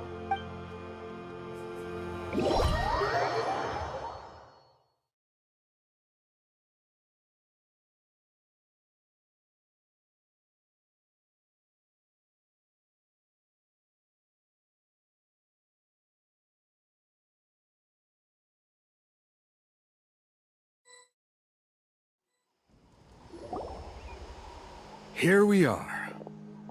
Our honored guests have arrived. I have heard much about your fine work over the past few days. I hope you'll allow us to thank you properly after tonight's ceremony. Don't worry about it. Getting this huge venue ready must have been a huge task. No need to make extra work for yourselves on our account. Oh, if it means getting the Mountain King issue resolved, no cost is too great to bear. A resolution will come in due course. But every great fire starts as a tiny spark. We must take it one step at a time. No one would disagree with you if that were possible, Chief. But it's been far too long since we've seen a real step forward. Look around you. Can't you see how our numbers have dwindled since the last Turnfire night? The ceremony was arranged on short notice. Many are away from home and could not make it back in time. That may be so, but still. Good evening, Traveler in Paimon. Kinich! Not a moment too soon. Chief Wayna, Elder Trinidad, could you give us a minute?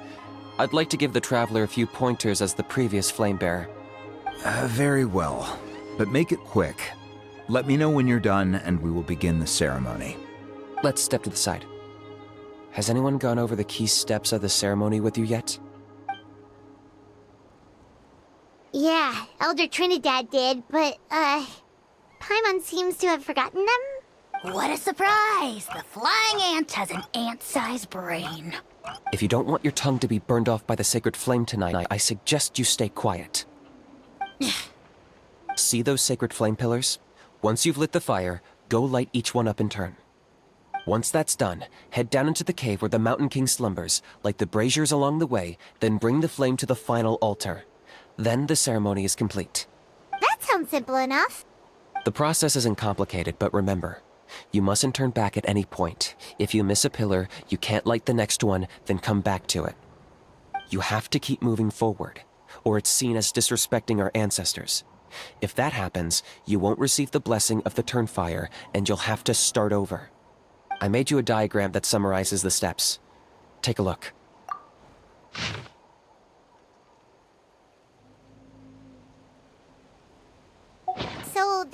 part. What about you? I'll be with you the whole way.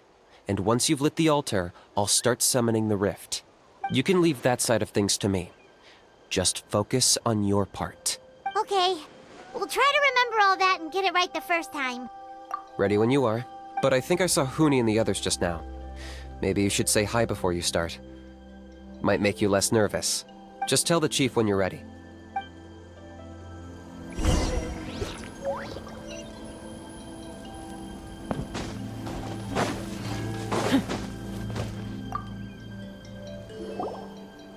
How are you doing? Is all in order? I'm counting on you. Don't forget what we talked about. By past fuel and my brothers and sisters, the time has come to light the fire once again, and let the Turnfire night shine bright in Hoytzitlan.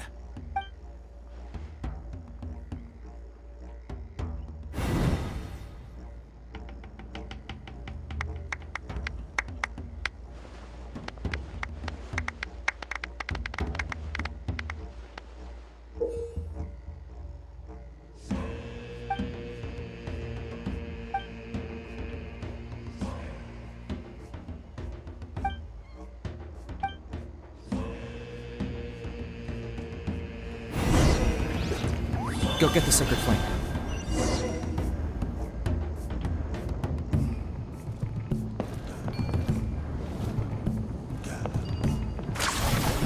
Nicely done. Off to a good start. Great stuff.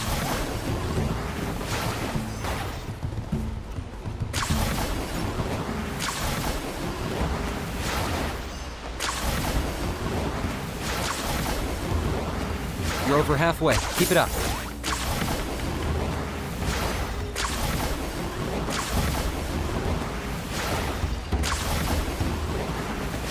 Impressive.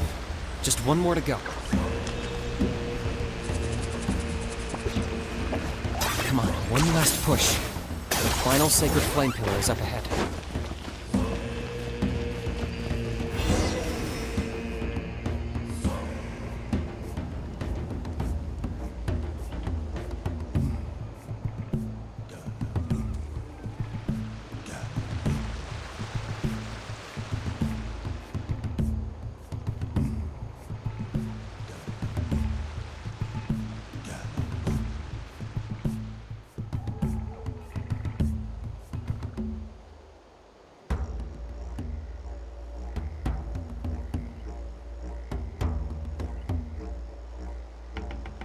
Great.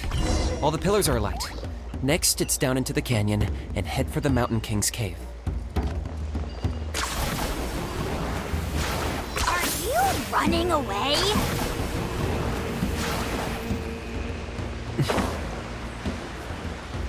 Almost there. The cave is just up ahead.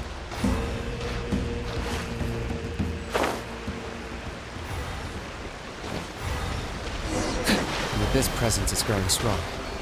We should deal with the contamination first.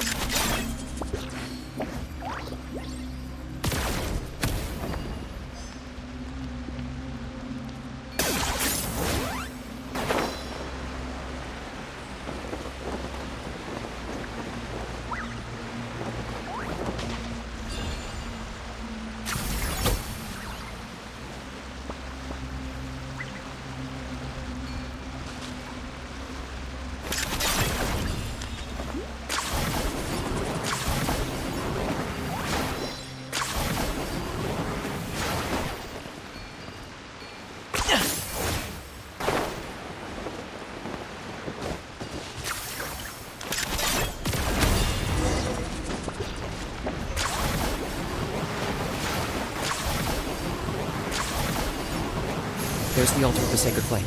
Remember, light up the torches around it first.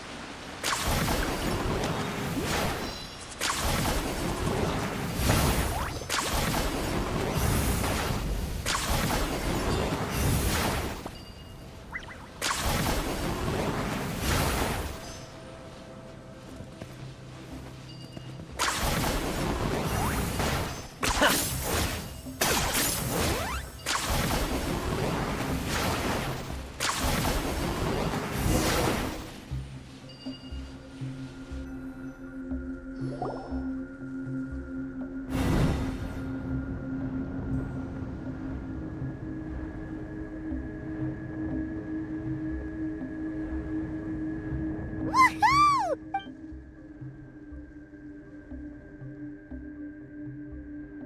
That's the Mountain King up ahead, right? That's him. Kangamato, king of the Yumkasaurs from 500 years ago. He's very powerful. Paimon can tell. He's huge. Let's tread carefully. We don't want to wake him up. You've made it at last. You did even better than I expected. Traveler, now comes the final and most important step of the ceremony. Please use the power of the sacred flame to cleanse the Mountain King of abyssal filth. There's no need to...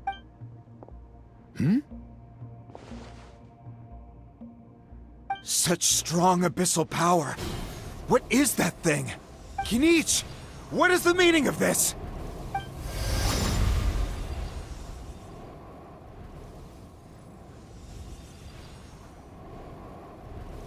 Is that a beastly rift? Chief Wyna, Elder Trinidad, this is about to get a little dangerous. You should step back. What do you think you're doing? Solving the Mountain King issue. You mean by having him torn to pieces by rift hounds? No, stop! We can't let that happen! Foolish Locust! Can't you see? We're trying to shove your Locust King into the beastly rift! But... I'm sorry, Chief Wyna and Elder Trinidad. This is the only way. Can you promise me that no harm will come to the Mountain King? I can't guarantee it, but I'm fairly confident. Traveler, this is not what we agreed on. You must cleanse the Mountain King of every last trace of abyssal contamination. Okay, I see what this is. You've been in cahoots this whole time!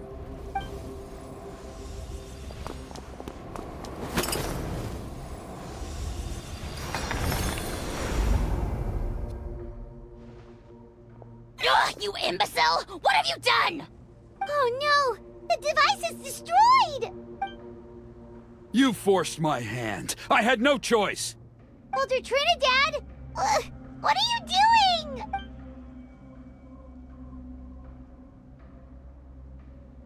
No, the Mountain King is waking up! He will cause even more casualties! Everyone, out! Now!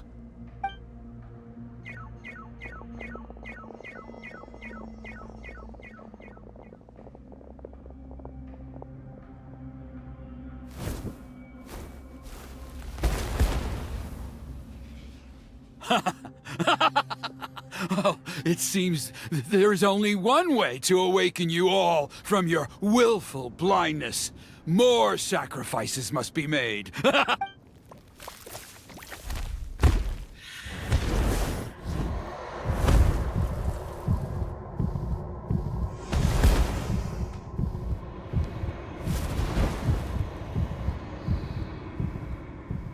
Take me, O Mountain King! Take me as your next sacrifice!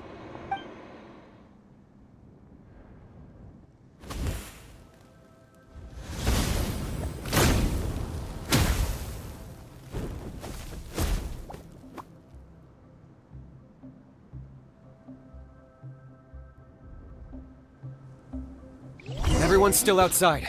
We have to keep the Mountain King here. Give me a hand.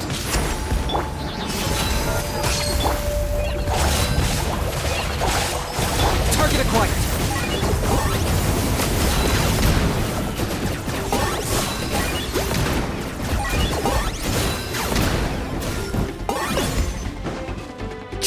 Watch out for the fruits he's spitting out. I can use those against him.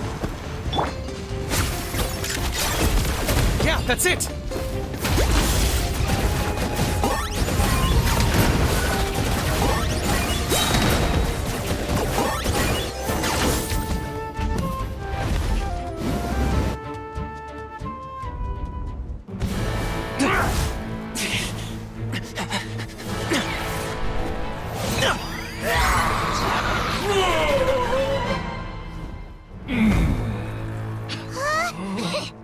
What do we do? We can't open the rift!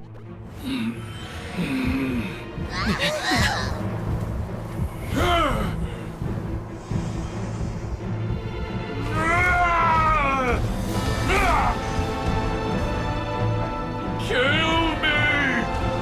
Put an end to White Natlan's shame!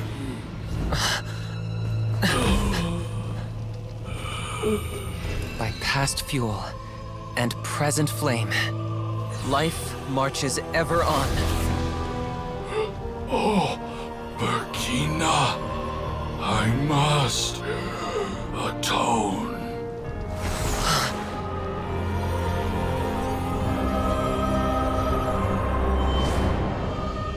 Patience.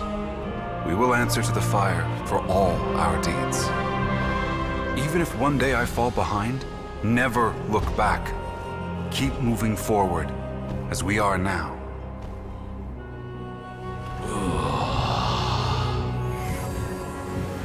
Live with your guilt and shame.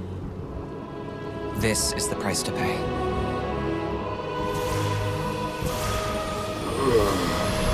Heir to the Turnfire, please use my ruined vessel to train the heroes of the future.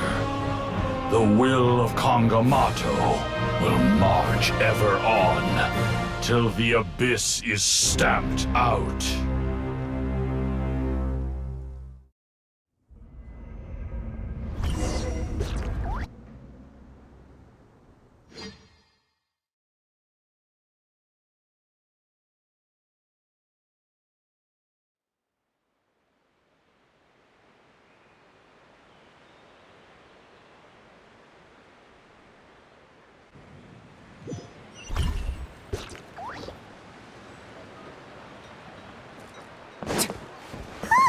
Pretty eventful day yesterday, huh?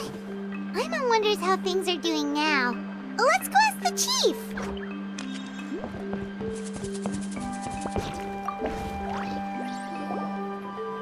Traveler, you've come at just the right time. I have some good news for you. Trinidad's condition is stabilized. He suffered burns on much of his body, but we believe he'll survive. Guess that's the best news we could hope for.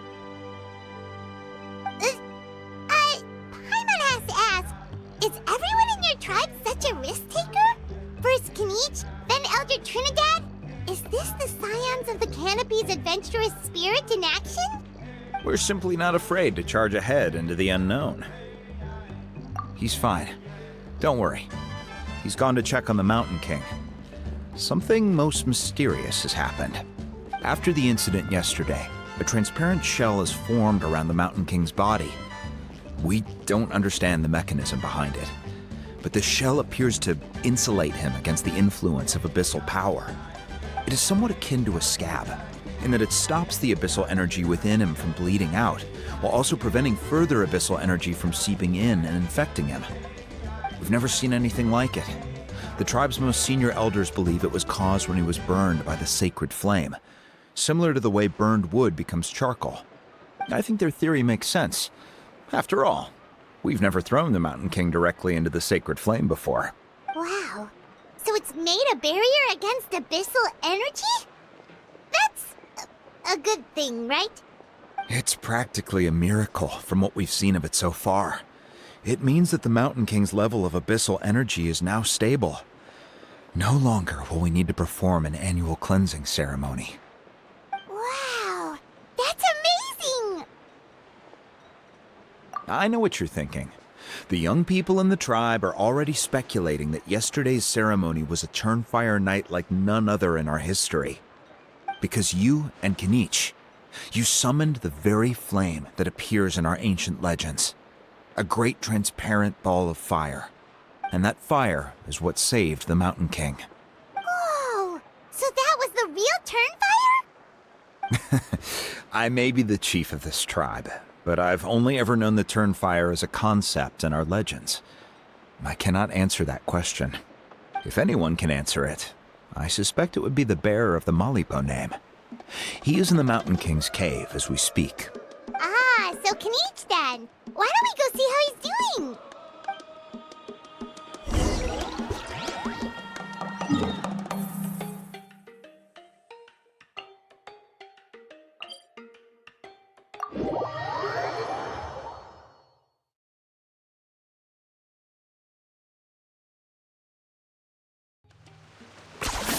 You really are a one-trick pony, you know.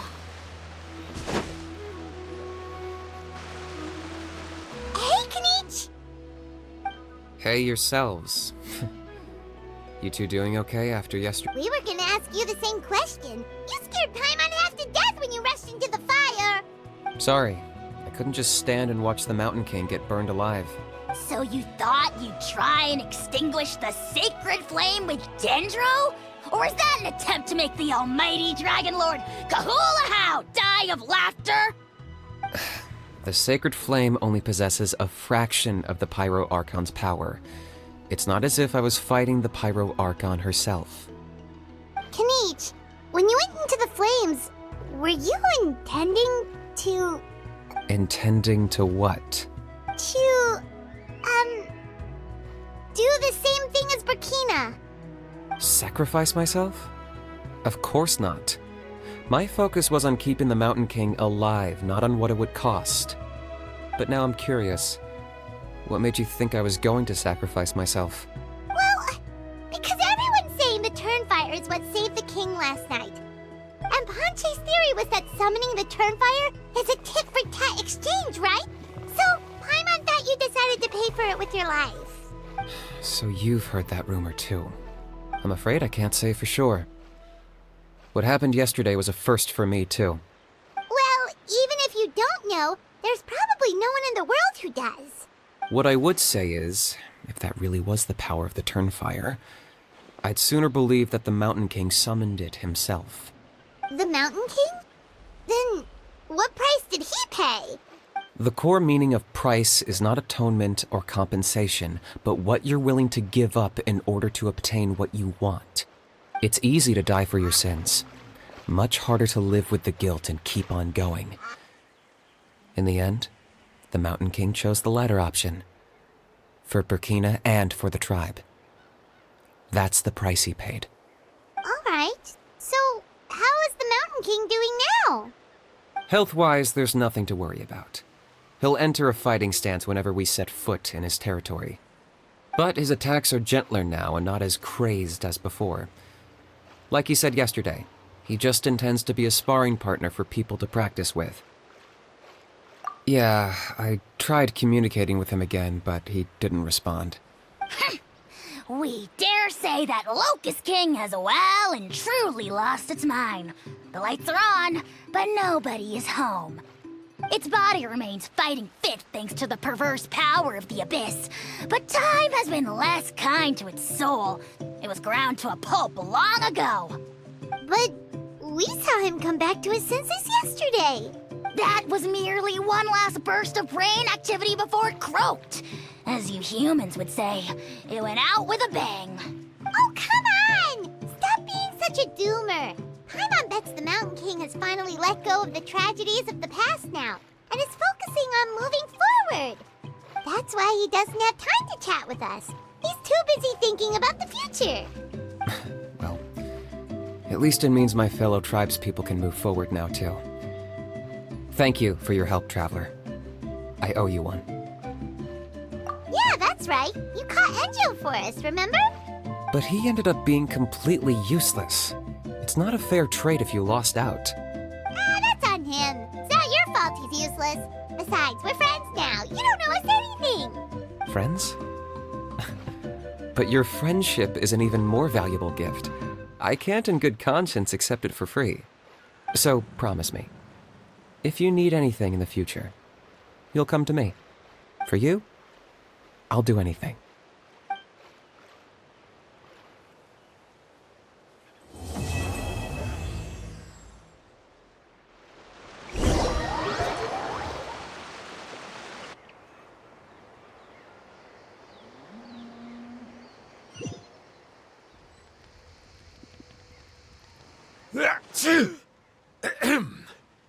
So, in the end, only poor little Hoonie got the sad ending?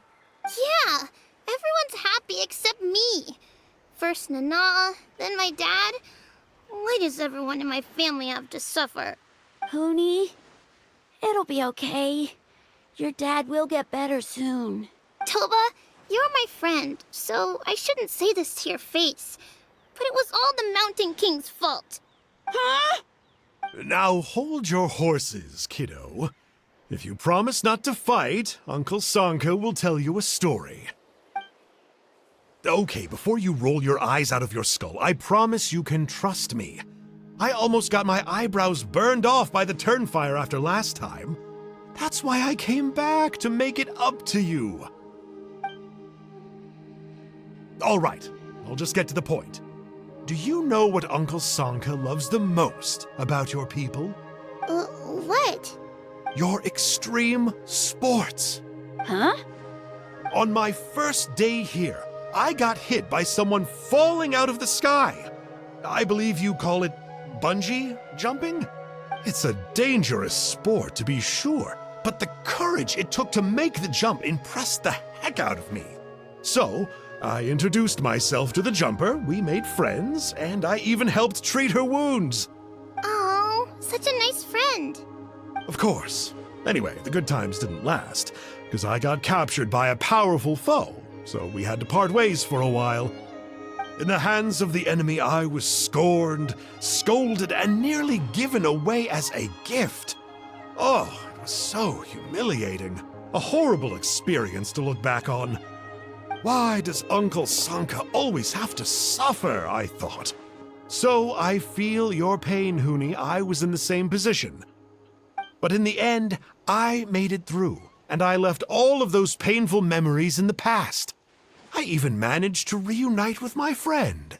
Is that it? The moral of the story is to look forward in life, right? Yeah, we've heard that one millions of times. Sorry, Uncle Sanka, but you're not cut out to be a teacher. Very smart, Hoonie, but not quite smart enough. What I'm trying to tell you is that after I reunited with my friend, I found her injuries were all healed, but she really missed her family.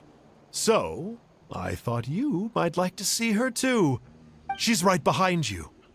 Turn around and see. Another trick about not turning back? I'm not falling for that one again. Huh?